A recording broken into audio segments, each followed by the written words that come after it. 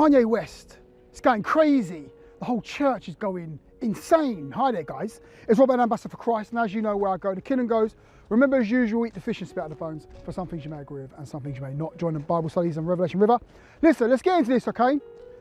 Kanye West, everything's going like ballistic. Now, we know yesterday or the day before, Kanye, you guys probably know this, Kanye West was in a church and he was testifying and doing some music. And right now, as it stands, online's going meltdown. The Christian community's in meltdown. People say, oh, he's saved. Others say he's not saved. And there's so much confusion and madness going on. So let me start off by saying this, all right? Pray for Kanye West. That's the first thing I'm going to say is pray for Kanye West. Now I've said that, let's get in a bit deeper now. Let's check this out. Let's dissect this thing and see what's going on. Let's be wise about this. So listen, this year, all right, at the beginning of this year, I done a video called You're Already Deceived, and it was speaking about Nipsey Hussle. Nipsey Hussle died, Christian community, some people are saying he was saved and he's of God, he done all these good things, he must have been saved. Craziness. And in that video, I was speaking about Kanye West, and I said, well, he's doing his Sunday services, you know, he was doing them for January, February, March and April, I think he was doing them. And I said that he's doing these Sunday services and some of the Christians don't know what's going on. And I said, listen, by their fruits you shall know them.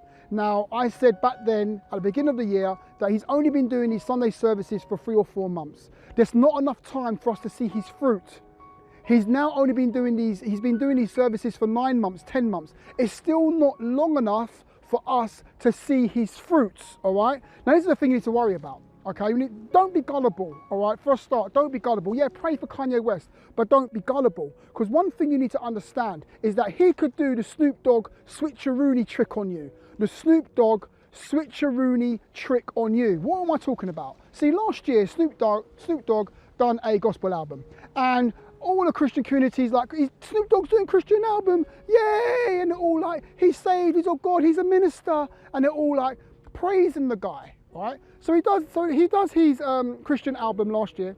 This year, today, you go and check Snoop Dogg out, right? You go onto Snoop Dogg TV or some sort of Snoop Dogg where he's rapping, freestyling today, and you'll hear him swearing, blaspheming, talking about women as whores, and smoking weed, high, yeah?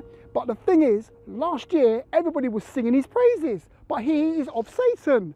And people were gullible, the Christian community were gullible to follow him and believe him. What am I saying? By their fruit, you shall know them. You can't see a person's fruit of their ministry in a few months. It takes a few years. This is a scary thing. This is the thing that really scares me, right? Is that last year, a lot of pastors and prominent men of God and leaders, they gave Snoop Dogg a platform. And in them giving him a platform, they was inadvertently endorsing him without realizing it. See, if you see, I think Creflo Dollar said, you know, Snoop Dogg, if he wants to do a gospel album, let's help him or let's get behind him or something like that. And in him saying that, that means that Creflo Dollar was endorsing him, even though he may not have. But what he said was, it was like he was endorsing him. So what am I saying about Kanye West? See, when he's doing these little events in certain churches, that church leader who has allowed him on the platform, they are inadvertently endorsing what he's doing, endorsing his ministry, endorsing what he's saying. And it's very dangerous because just because a man of God puts somebody on a platform doesn't mean that that man of God made the right decision. Don't mean that man of God has heard from God at that time.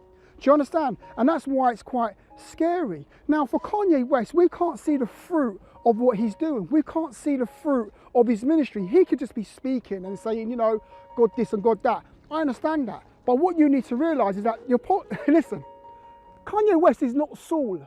People are saying Kanye West is like Saul. I understand that we've all sinned, we've all made mistakes. I understand that. But let me tell you about the Apostle Saul, okay? The Apostle Paul, which was Saul before his conversion. Saul knew God. Saul was skillful in the law. He was a Pharisee. He was a law keeper, and he knew the scriptures, all right? He then got saved. When he got saved, it speaks about how the Christians didn't believe him and they were scared of him. The disciples were frightened of Saul, or he turned to Paul of Tarshish.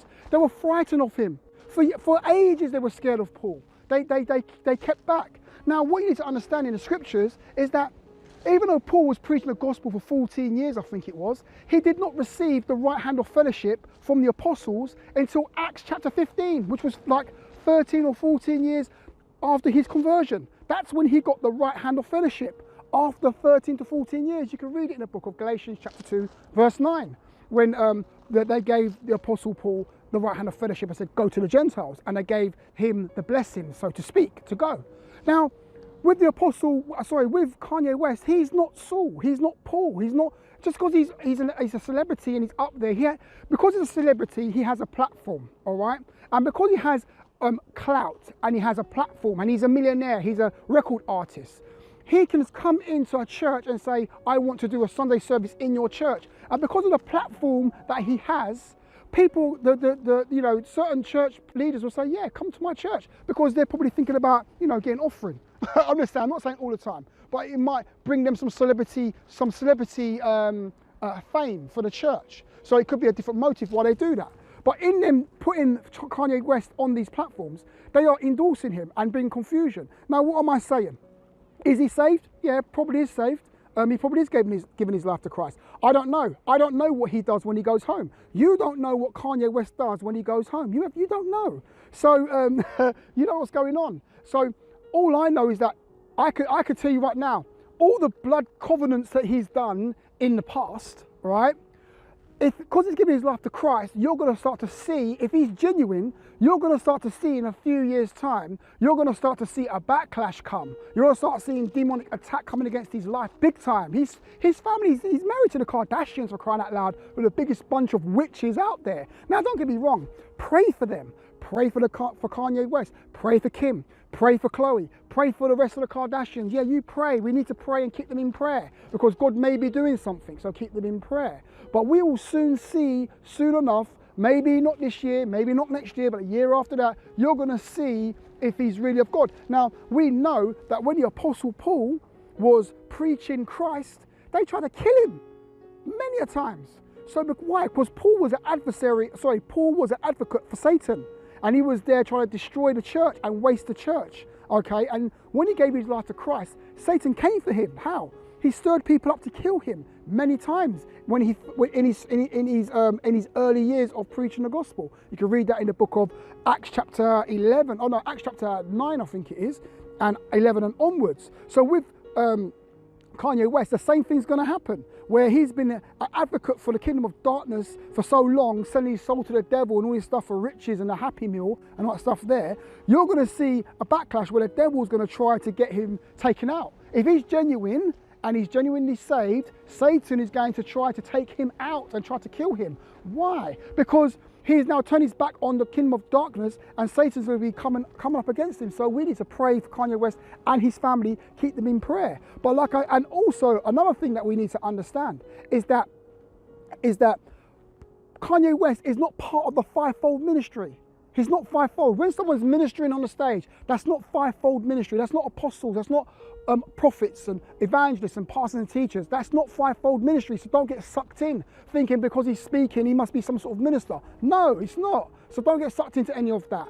And also, anyway, like I said, I can go on for ages. So for me personally, I'm putting that to the left. I'm putting it over there. All this stuff about Kanye West and all the hoo-ha and the fanfare, I'm putting that to the side. I don't want to know about it. I will continue my walk with God, speaking about the kingdom and speaking about the things of God. That's what I'm focusing on. So I'm not focusing on Kanye West. I'm not getting involved in the dissection of, I don't want to get into it too deep, and I'm leaving it over on the side because I don't want it to divert what God has called me to do. Anyway, leave it there. It's Robert, Ambassador for Christ. Oh yeah, you may not agree with some of the things I said. That's okay. Most of that was my opinion, all right? My opinion and my judgment. Judge righteously with righteous judgment. Anyway, it's Robert and Ambassador for Christ. I shall see you guys on the next video. Stay blessed.